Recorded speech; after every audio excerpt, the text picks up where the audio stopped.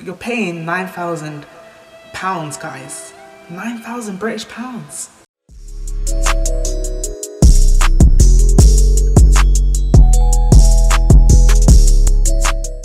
Hi guys, it's your girl Kay Shantel, and if you are new to my channel, welcome to my channel. I do a bit of everything on this channel, to be honest. I give advice, sometimes I do food, sometimes I do challenges. I'm everywhere basically, I'm all over the place at the moment. Welcome back if you are a returning subscriber. So basically I'm just going to be giving you guys who are in first, second or third year advice on how to get a good degree. Basically, I got a 2-1, I got 67%, so it was nearly a first. It wasn't quite a first. It is what it is. It is what it is. So if you are looking to get a high 2-1 / a first, then this is definitely the video for you. I'm gonna look a bit different in the next shot because I filmed the video on two different days. So I'm going to be wearing glasses in the other one, but today I couldn't wear my glasses because my eyelashes are too big and it's just uncomfortable. So if you're wondering what that's all about, that's what that's all about. Let's just get straight into the video. So I've got a little list here just because I wanted to make sure that I cover everything. So I'm going to be looking down every now and then. The first tip that I'd like to give you guys, and I know that this is so obvious and you probably have had so many people say this, and yeah, it's very obvious, but just keep on top of your work. Because uni, like, you miss 1 week and it's game over, like literally.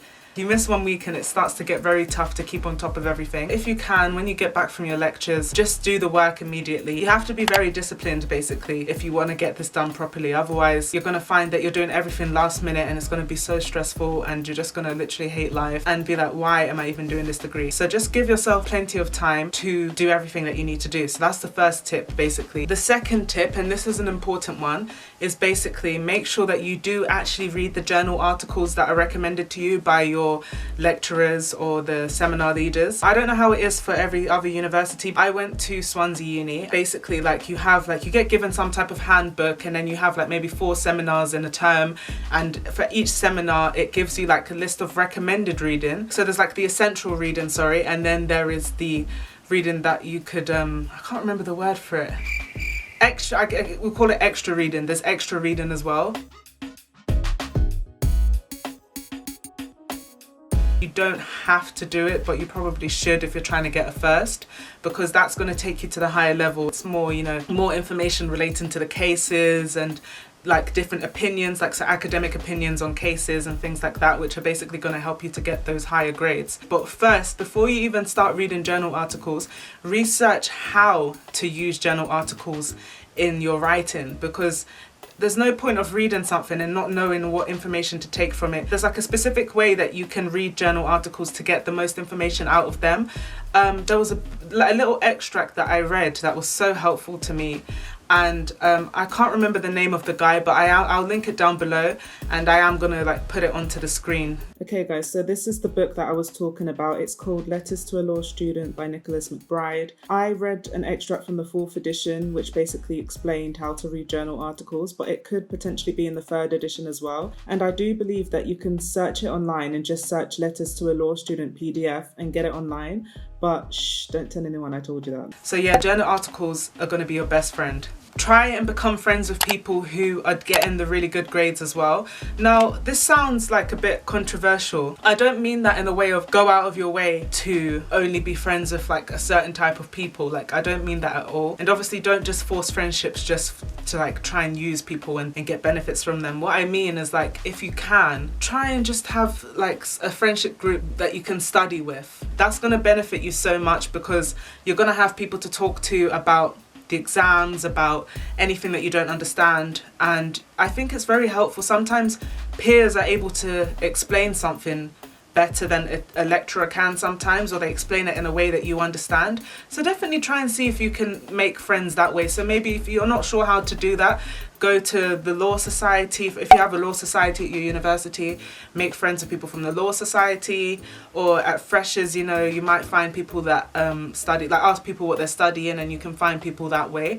In your seminars, that's basically a time for you to understand the topic a little bit more and ask your questions. So don't be shy, guys. It's okay, don't be shy. It's like, I know it's so nerve-wracking sometimes, and you just feel like people are going to judge you, and you feel anxious, and you feel like you're going to say something stupid. But more 9 times out of 10, whatever you've said, everyone else wanted to say it anyway, but they were too shy to say it, or too scared, or like it's a question that was on other people's minds, basically. And even if it isn't, at least you get the answer to it, and you can rest knowing that, okay, I know this answer. You're paying £9,000, guys. 9,000 British pounds. You can't be not asking your questions. I know right now you're not gonna have like a physical seminars. Maybe you are in wherever you are, but I know that most people are having Zooms and things like that. So the same principle applies. Like, don't be, I think it should, maybe it might even be more comfortable for you, actually, the fact that no one can see you, because I know with Zoom you can like turn your camera off if you want to. If you find that that's a little bit too nerve-wracking, then another tip I have for you is to speak to the lecturer within like your own times. You might arrange to have a meeting with them just to go through things that you have a problem with. Get in touch with your tutor. It might seem pointless to have a tutor. Most of them, I'm pretty sure all of them actually, they have studied law. They did a degree related to law or something. They are gonna have answers to questions that you might have. They might not specialize though, that's the only thing. They might not specialize in the modules that you're doing. They might specialize in family law, so they might not be able to help you as much as the lecturer for that subject would, but they can still offer you some help, and they can offer you, you know, help, guidance with everything university related, really. They're kind of there for like support in a way, to point you in the right direction. So definitely make use of your tutor. Like, don't just sit there for the 3 years and, you know, just not even go and see them once, like, because they can also give you a reference after you've graduated, which can be of benefit to you when you're looking for a job. So in terms of coursework, you do usually get given your coursework quite early on. You want to make sure that you're doing that as early as possible. I know it's boring, I know it's awful, it's so annoying, I know, like, I've been there, and you really can't be bothered to do it, but by putting yourself ahead and doing your coursework first, you're actually going to make things much easier for yourself, make it easier for you to get that high grade that you want. Because if you're giving yourself plenty of time to do your coursework, by the time the deadline comes, you know, you're just chilling, you just submit it, and, you know, you can focus on revising for your exams instead of like last minute, oh my gosh, I've got like 2 days to do this coursework, and then it's not going to be the best quality as well. The earlier you do things, honestly, the better. Remember how I said about the journal articles and knowing how to read them? That's going to come in handy for coursework, because usually with coursework questions, they're usually like analytical questions. How far, to what extent do you think this happened, or, you know, something like that. Academic opinion is definitely going to help you get the higher marks with those type of questions, but also make sure that you look at the exam criteria or the coursework criteria. But the criteria is definitely going to be what helps you to get that higher grade, because it's going to tell you exactly what you need to do. I'd recommend printing that out, read through your essay, highlight the areas where you think you have achieved what it says in the criteria, and that will definitely help you to be on the right track. In terms of exams, make sure you leave yourself plenty of time to revise. It's very hard to do last minute revision for law because of how many cases there are, and you need to know the reasons for those cases as well.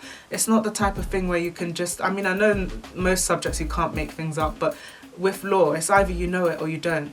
The best way, I'd say, to get good marks in a problem question is you're going to want to make sure you cover everything. So usually it's a scenario, maybe it will have 4 or 5 people that have a problem, or it might be one person and there's like 5 different problems that they have. Like, what I do is I make a 10-minute plan at the start of the exam, and I look at each person or problem, whatever it is, and I like to identify what cases might fit with that. So I just write down all the cases.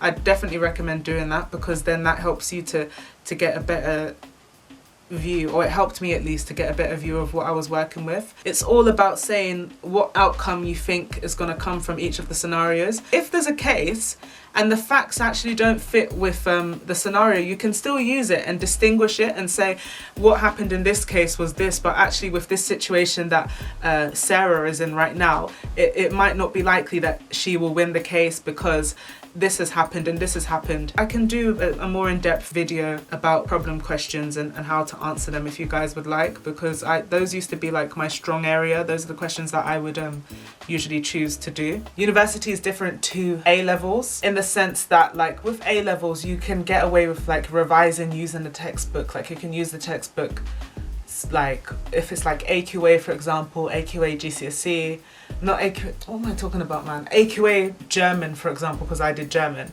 You can follow the textbook and pretty much everything that's in the textbook will come up in the exam.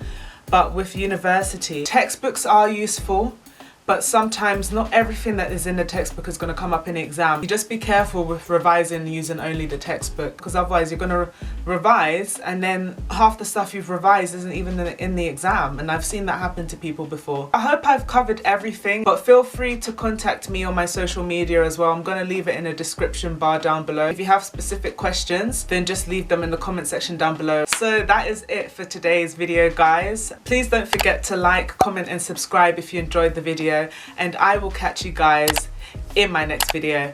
Bye!